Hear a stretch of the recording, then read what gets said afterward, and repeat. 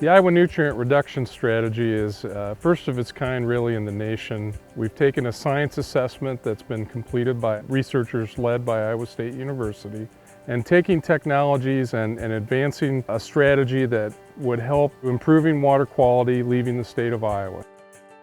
Previous attempts at reducing nutrient outflow out of Iowa failed in the past because they didn't recognize that you have to have both the point source generators, that is, the urban areas with wastewater treatment and large industrial sites, in conjunction with the non-point source, that's the agricultural community and the agricultural landscapes. Because previously, one side would point to the other as being the factor and that contributed towards Gulf hypoxia. It was too much fertilization on golf courses and yards and stormwater runoff. At the same time, the point source generators pointed at the agricultural landscape saying you're 90% of the landscape and therefore it's over-fertilization.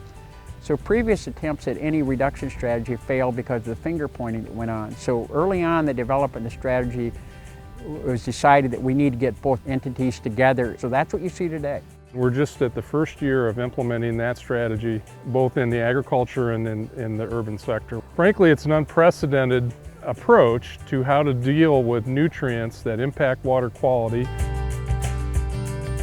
In my district, people want to know about the environment. They want to know how it's affecting them in recreational and in water and soil. Issues that I care about as a legislator, energy issues, food, water, those are the generational issues of our time. And although we can't address the problem overnight, we can't wait decades. And that's why the work of organizations like the Soybean Association and Roger Wolf are so crucial. We need to see some action. We recognized early on in the process we had to get the commodity group leaders involved and therefore their members involved through people they trusted. Commodity group leadership like Iowa Soybean Association and others, it was critical for their involvement to educate people because they can get on landowners' farms. They are trusted by landowners because they're members and not the government agencies. So we are very encouraged by the support we've received, not only by the Soybean Association, but the other commodity groups. We serve 47,000 soybean growers, farmers that care about their nutrient management, farmers that care about their soil, and we really wanted to help the agencies advance a workable strategy.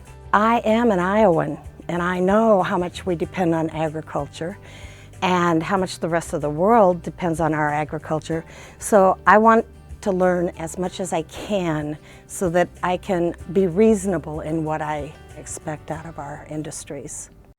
It's really a natural fit for Iowa Soybean Association because we're in the business of helping farmers increase their productivity, be efficient with their use of cropping inputs, and we're all about protecting and improving the soil and making sure that we don't degrade the water downstream.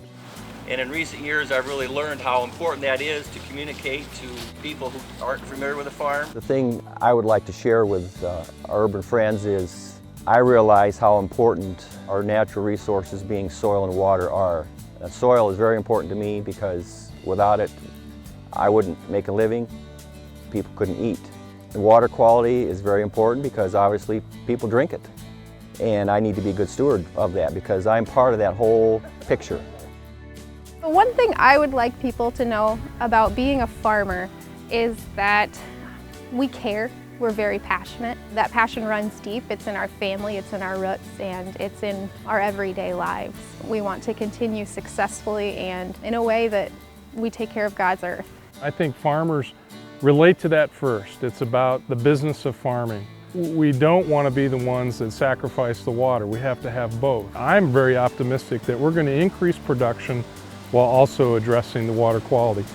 So the more farmers we have engaged, the faster we can do it. And try to regulate more closely on how much nitrogen we should be applying on our soil. My message to farmers for participation in the nutrient reduction strategy is right now it's voluntary.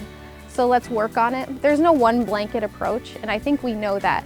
But we also know that we are affecting water quality and we need to look at our practices on farm.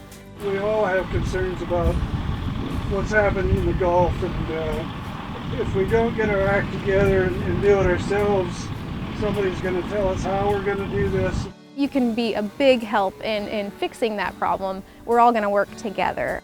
The biggest problem we have in Iowa today is getting people to understand whether you're big or small, rural or urban, or rich or poor. what you do on your property has an impact off your property. And let's quit pointing fingers at the other person or the other entity has to change their lifestyle.